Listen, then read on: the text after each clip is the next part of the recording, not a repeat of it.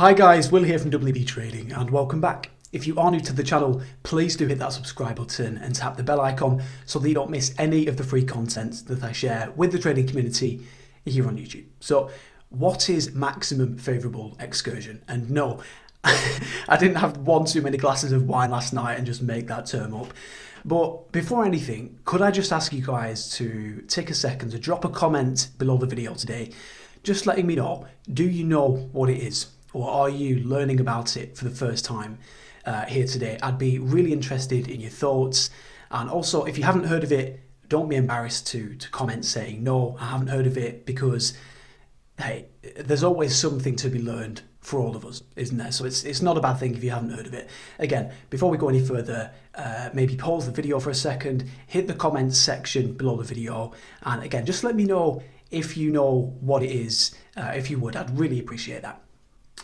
And I'll explain what it means in just a second, but before we actually get to that, I really would urge you to watch this entire video today in full. I don't want you to miss anything. It'll only be about 5 or 10 minutes or so long. And look, if you can't sit down and watch one video for, let's say, 10 minutes, that should be a real warning sign to anyone who wants to trade professionally, because patience is a massively important part of trading, really is. So with that said, that out of the way, if you've left a comment below the video, let's dive in.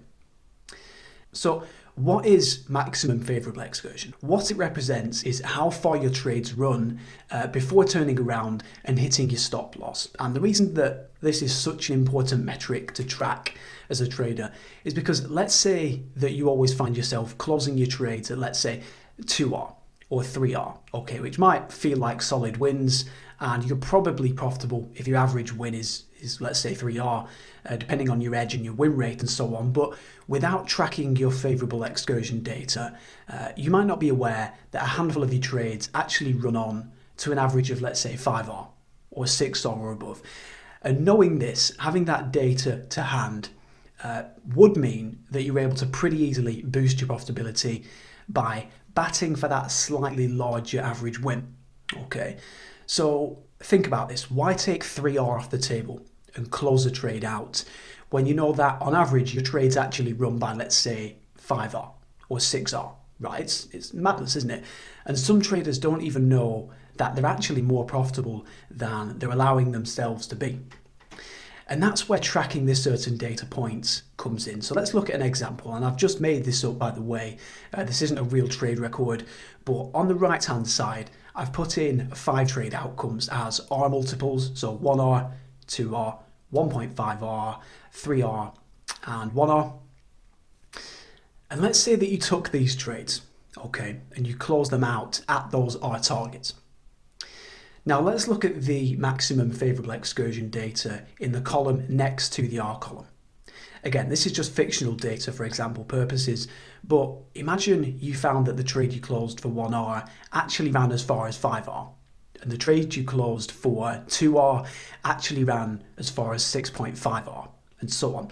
This is really revealing data to have, isn't it? And this in itself is a source of edge over other traders, because I can guarantee you 9 out of 10 traders, they don't even know what maximum favourable excursion is.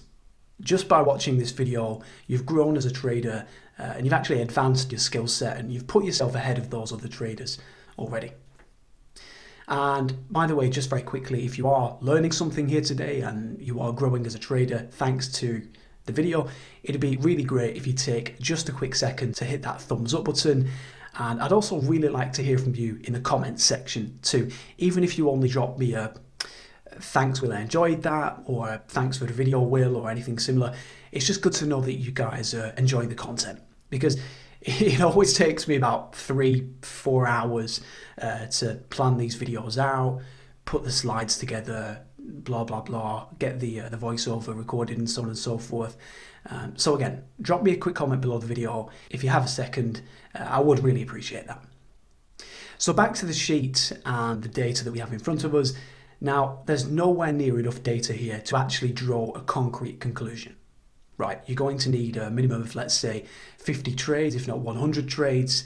100 is a really nice average, in my opinion. And with that, if you have that, add this column to your trade record yourself. comb back through your trades, and again, just make a note of how far they actually ran in total before then turning around and hitting your stop loss. That is your maximum favourable excursion metric. And if you then average that for each strategy you use across a large enough sample size of trades, you'll then find your average.